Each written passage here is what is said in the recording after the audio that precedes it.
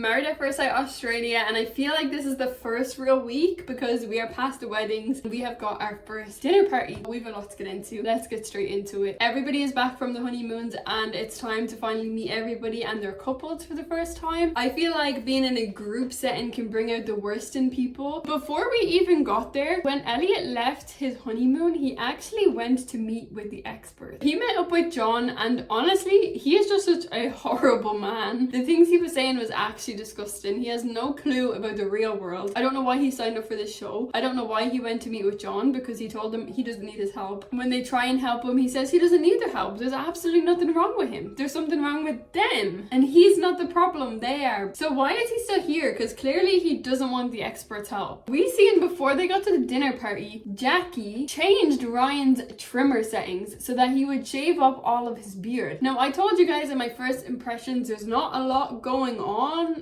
for Ryan, because how did you not notice that your settings was changed? You should have noticed that. You should have checked that before you put it on your face, but he didn't. She changed the settings on him to cut off all of his beard because she thinks that it just looks dirty and unkept. We seen as they arrived at the dinner party, Jamie asked Jackie, how are they getting on? And for some reason she said it was amazing. They're amazing. They're getting on great. And why are you lying? Why are you being fake? There's no need. We seen Katie come along and she gave the girls all of the lowdown, and it eventually got back to the guys. Now, without Katie even saying anything, it's the first dinner party and she arrives alone. People are going to have questions. People are going to be suspicious off the jump. Did Tim not think of that? Obviously he didn't. Now, before Tim arrives, Katie asks the guys and the girls to protect Tim, not to attack him, to be there for him. Honestly, she's too good for him, because I would have said eat him alive. Tim is talking about he hopes that she'll be mature and put more of an effort in. What world is he living in? What is he talking about? What do you mean you hope she'll be more mature and put more of an effort in? What are you talking about? He's acting like she's done something to him. He's trying to slip the script, and I promise you it's not going to work.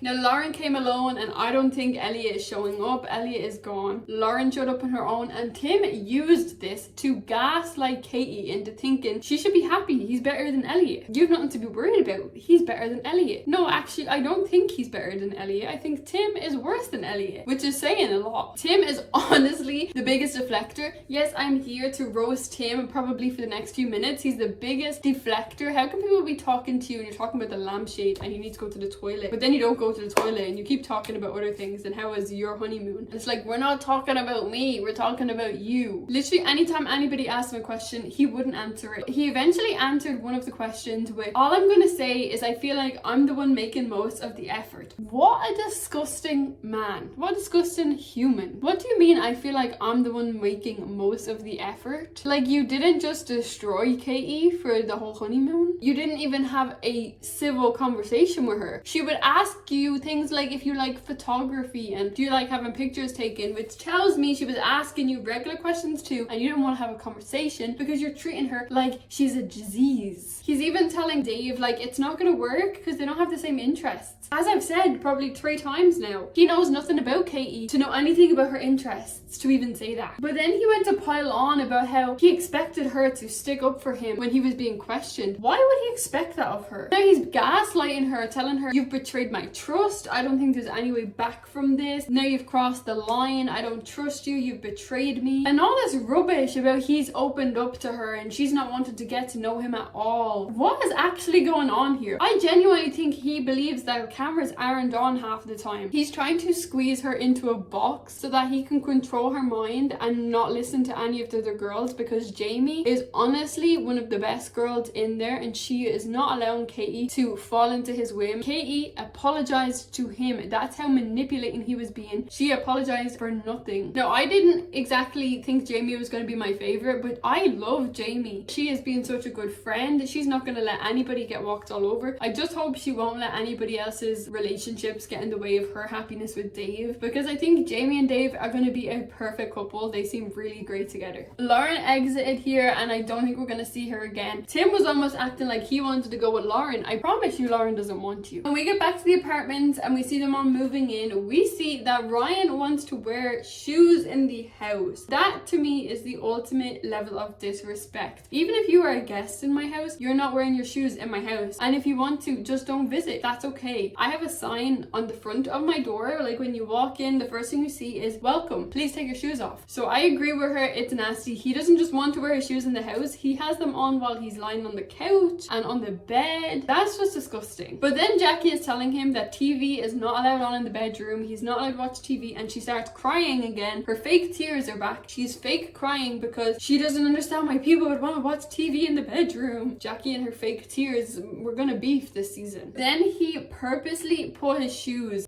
flat on the bed. At that point, he's purposely doing it to disrespect her because he already knew she doesn't like that, and then to put them on the bed flat like that is nasty. We see that Tim has decided to go back to Melbourne, and honestly they should just tell him to stay there and call it a day. I don't know why Katie is sitting in the apartment waiting for him to come back. That doesn't make sense to me. This week we had Honesty Week and there was a few different challenges they had to do. So of course they had the infamous photo ranking challenge where they have to get every boy and girl and rank like who they think is the best looking. Now everybody chose their own wife or their own husband except for Ryan. He put Miss New Zealand in third place. Bad move. Because not only did he do that, he then went on and on about how Karina is so beautiful and how dark hair is so powerful to him, after Miss New Zealand was so loud about how beautiful blonde hair is, and blonde, everybody needs to be blonde and we just need to have a race of blonde people. I'm sure that was a painful stab to hear her husband say that dark hair was powerful. Jake also didn't put his wife first. I think he almost put her like fourth. I think he said he almost wanted to put her as fifth, but he didn't want to put her under Marina because she was old. But not only did he disrespect his wife, he made the weirdest comment about every girl that he put on the freaking bed. As he ranked them, he had to make a comment about everyone. He said that Jackie has crazy eyes, Serena looked like she would stand at the end of your bed to kill you with a knife. He said, I'm not racist, but I like white girls, so Athena is not good looking to me. How disgusting are you? I think he also said that Rye was too tall for him. And in the words of Billy, you look like Jeffrey Dahmer and none of these girls would have chosen to be put with you. Respectfully. I honestly think he's punching with Ashley, and I'm not even just saying that because he has a nasty personality. I think she's absolutely gorgeous and she can do better than him. I hope we see Athena absolutely eat into him, and in fact I hope Adrian puts him in his place because how fucking dare you? We didn't exactly get to see Miranda and Tony do any of the tasks. It seems like Tony has communication issues and he finds it difficult to listen to Miranda, but not only does he find it difficult to listen to her, he finds it hard to talk. He feels like when he talks she speaks over him and doesn't let him speak. We did see her though keep going on and on and on about how she needs to find love and she can't wait to feel that love. I hate when people just continuously talk about the emotions and the feelings instead of actually just being in the relationship. When you continuously talk about the relationship, you're not in the relationship, you're not in the moment. So instead of her just getting to know her husband and taking it step by step, it's like, why isn't it here yet? Where's the love? I need somebody to be infatuated with me. Blah, blah, blah. It's hectic. They introduced a segment where they played each other's audition tapes to each other to get to know each other and see if they think they were matched correctly. In Tim's one, he said he wants a pretty face, and the production team actually told him they can't control the spark the day of the meeting, and he said yes, he understands that and that he'll still try. Isn't it ironic that that's actually something they said to him? Meanwhile, he's in Melbourne. He's not trying. But like I said, I don't understand why Katie is sat in an apartment trying to participate in an experiment solo. He left. He went back to Melbourne. You're in Sydney. I don't know why she's still sitting in that apartment by herself. We seen Dave watch Jamie's audition tape. He didn't have any of her big long list of red flags, which is very surprising and impressive. Well done to you, Dave, because he didn't have a single one off of her list of 200 red flags. The next task was talking about each other's exes, and not much came from this one except for Jackie and Ryan. She went in ready to get her payback on Ryan not ranking her number one in the ranking challenge. She told him that her ex was blonde and built like a god, and of course this set Ryan off because he was like, why? That just feels like she's disrespecting me. And then he asked her, if your ex proposed to you, would you marry him? And she said yes instantly, and it's like, why are you here? These people are here now just to taunt each other. They're definitely not going to fall in love. They're here just to piss each other off. And the final task that we seen was they were asked to write letters to each other. We seen Rye tell Jeff that he needs to make the first move to get them out of the friendship zone. If you don't remember, they are exes. They dated for like a month or 3 months or something. They were together. So he needs to make the first move to get them out of the friend zone. Is valid. He's gonna get it moving quite literally because y'all have already been there. So you need to cross that barrier now, and Rye obviously feels awkward to do that. Take the lead as a man, Jeff. We also seen Billy open up to Sierra about abandonment issues due to his father, and I kind of guessed that from their vows. I thought that they both kind of had some abandonment issues from their fathers, but he went as far as to let her know that he went back to England to reconnect with his father, only to be further ghosted by him. To disown your kid is just so horrible, but then for them to reach out to you as an adult to reconnect and come to a whole nother country and you still aren't bothered is disgusting. Sierra was supportive in this, and I think it will definitely bring them closer. They seem to be really close this week, and like I said, they're a funny match. They both have great humor. Adrian refused to write the letter. He said he had nothing that he wanted to share, which resulted in a huge argument with Tina. I think he's also really bad with his words because he kept saying he has nothing to share, and then he would say, I have nothing to share with you. There's nothing I want to tell you. There's nothing that's changing in my life that I want to share with you. What is it that he doesn't want to tell her? Or is it that he just doesn't want to say it on TV, which I would also understand. So I think if the next day we see them and they're good, he probably told her some stuff at bedtime. There is a lot of stuff that you wouldn't feel comfortable talking about on camera, which I understand, but to rile her up and get her angry, tell her you don't care about reading her letter then, is just unfortunate. You could have wrote something. We did also see this week in his audition tape that he said he was ready to be a dad yesterday, which ticked the Tina off as well. She said this is why they matched you with somebody with a kid, because you told him you were ready to be a father. And he was like, yeah, but I'm not ready to be a father to someone else. We've already spoke about this in my first impression, so I don't want to keep harping on about it, but what he says makes sense. But I do think it's starting to add up to a Tina that this may not be long term, but I do really like her. She's my favorite right now, and I really hope that it can work for her and that she can leave this experiment happy, whether it's with him or without him. If he is here just for a good time, he is an absolute loser, because why would you even sign up for this show just for that? I did see some people speculating that he can't read or write, but I don't think this is true because he introduced the jar this week where they write what they're grateful for in each other every day. So I don't think he would introduce this if he couldn't read and write. We also seen Jackie write a letter for Ryan, or should I say she wrote him a resume, or even a love letter to herself. Her and Ryan are honestly the most bizarre people that I've watched on this show. When Ryan told Jackie that he wasn't happy about the letter, she went off on him. She was telling him he's toxic and he's attacking her with the way he's talking. They're very strong words to say to somebody just because you're not happy with the way he received your cover letter. He said when she read it to him, it almost felt belittling. She was trying to tell him, you're not good enough for me. Are you able to match me? Are you able to match my type of woman? And that's exactly what she was doing. She was telling him, I'm this, this, this, and this, and I need a man that's on this level. Can you match it or not? I agree with Ryan. She definitely came across that way, like she was trying to belittle him, and she does think less of him. She doesn't look at him as an equal. I think she's pretty nasty, to be honest. But that is our first week of Married at First Sight, and I'm excited to see the commitment ceremonies because I'm sure the experts are going to have a lot to say on a lot of these couples. How many are going to make it out of the first week? I'm sure a lot of them will, probably most of them will. I hope KE says I'm going home because it's enough, it's time to go. Let's not drag this on any longer. And then obviously Lauren and Elliot has gone. I'm pretty sure everybody else will stay. I will see you guys in next week's episode. Don't forget to subscribe so you don't miss it.